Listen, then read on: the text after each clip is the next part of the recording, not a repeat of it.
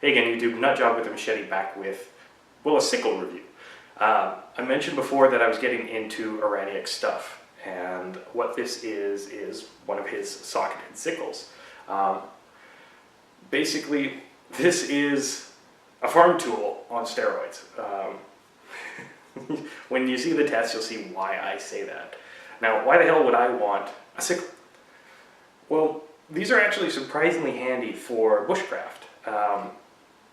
Normally, you know, if you get yourself like a little sickle or anything like that, you're probably just going to use it for grass or weeds, maybe some thick vines, stuff like that, you know, around the house or something like that.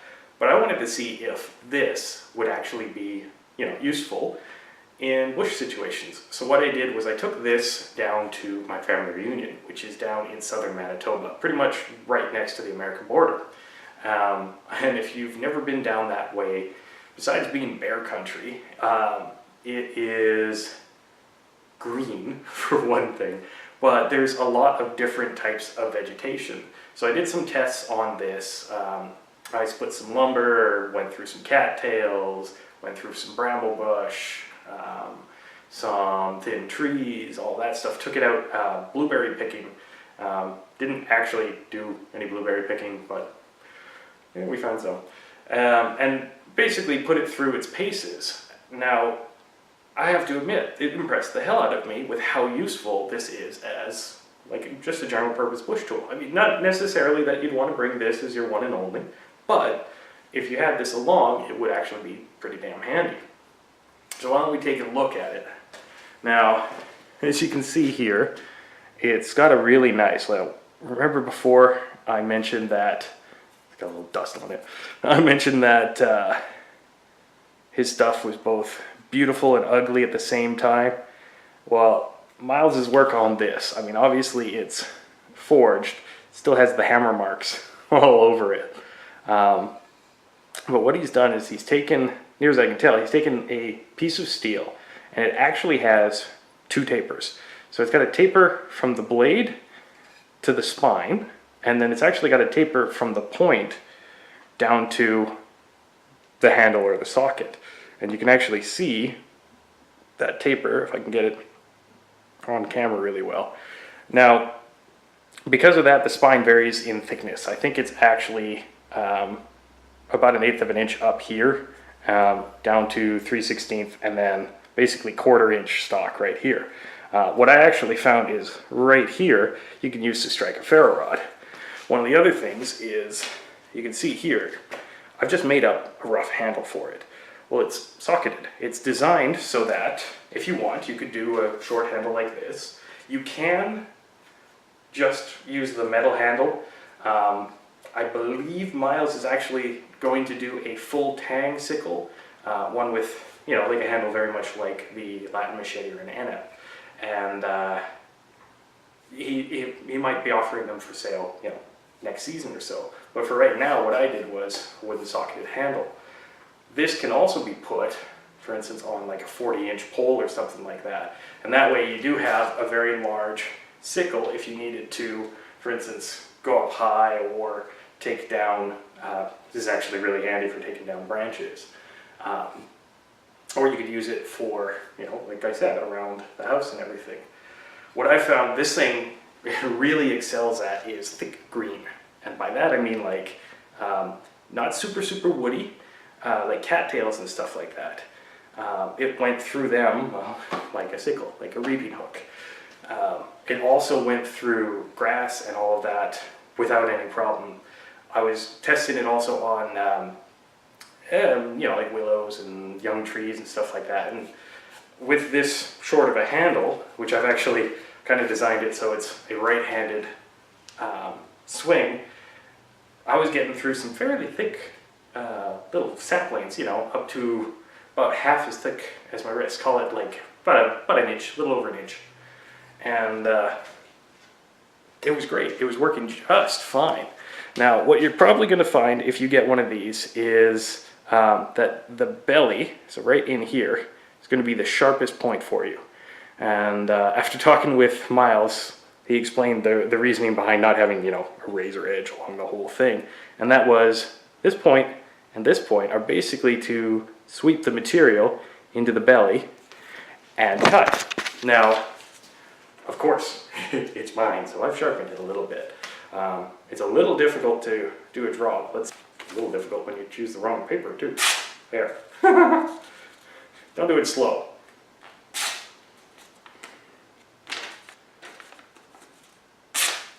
Now I have to admit, that's actually pretty damn good for a farm implement, a sickle. This thing is not meant to be shaved with. Like, I'm not going to go out and behead my enemies with my sickle. Though I could. And in fact, you know what? I'll admit, I did a meat test. Why don't we go to my testing footage and I'll show you guys exactly what it was like. So here we go, and we'll be right back.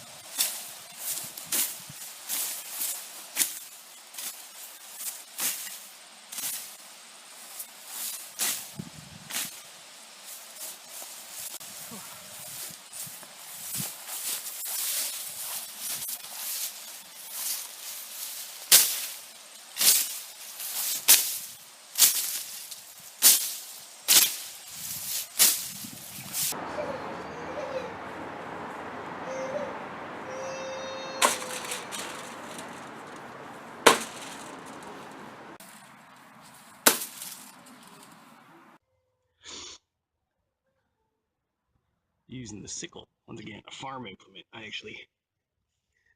You can see here, hit into my wooden support. And on this side, again, farm implement, went in pretty deep.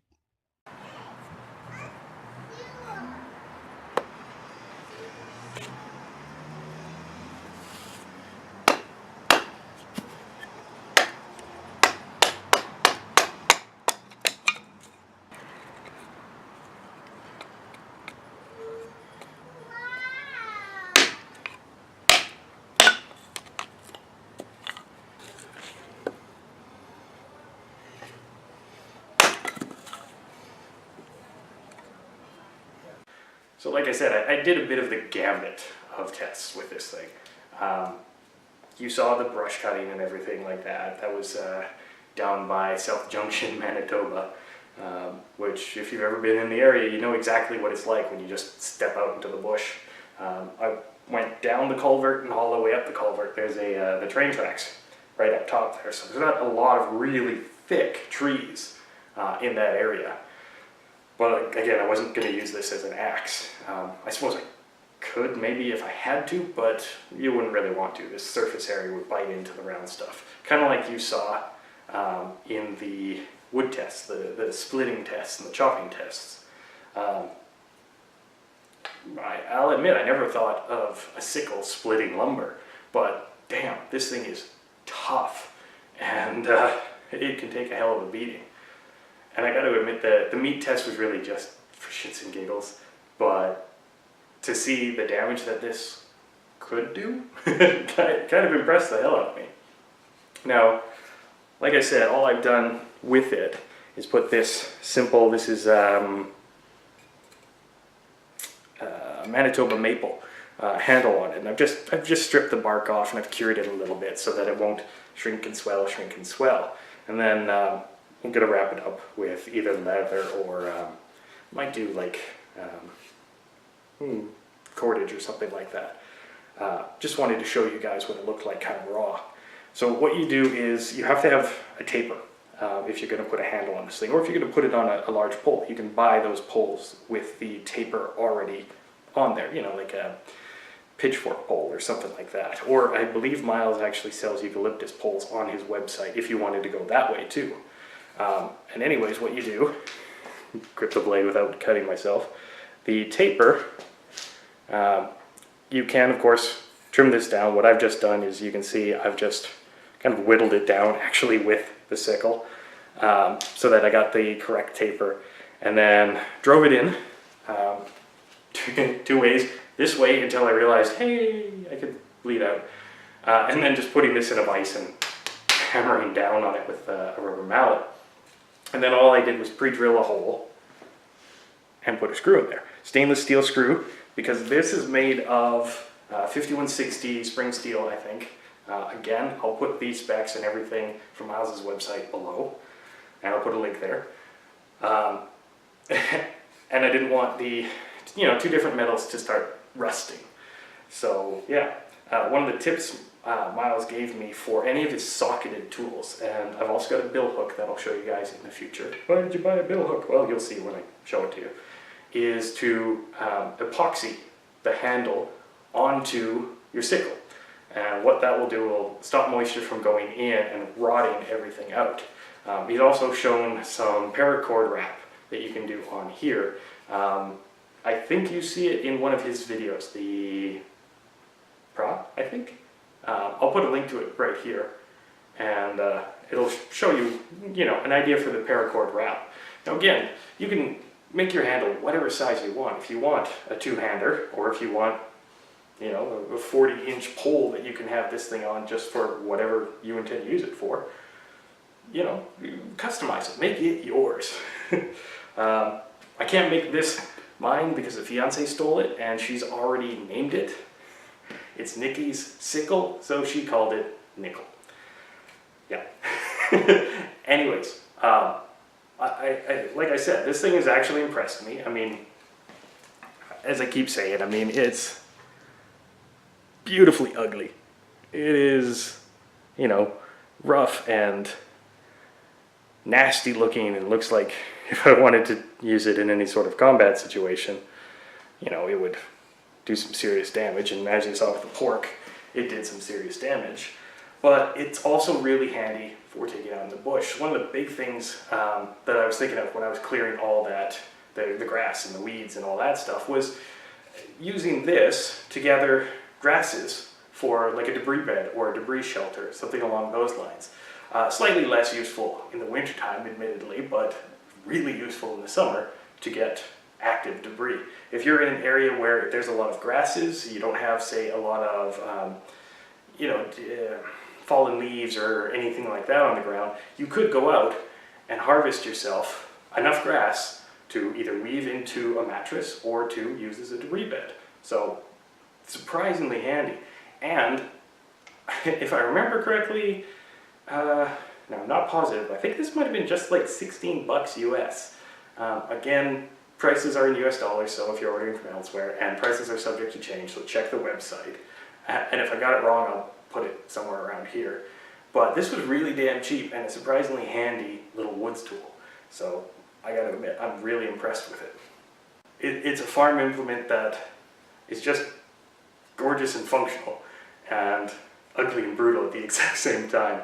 That's about it, guys. I mean, I really can't add anything except to say, you know, if you're interested in getting yourself a sickle, or if you wanted to see for yourself if it would make a good tool for you, either around the house, the farm, or hey, as a bush tool, you should go ahead and get yourself one, because I'm really happy and I'm really impressed. And the fact that the fiance snapped it up, you know, she keeps stealing my fun things.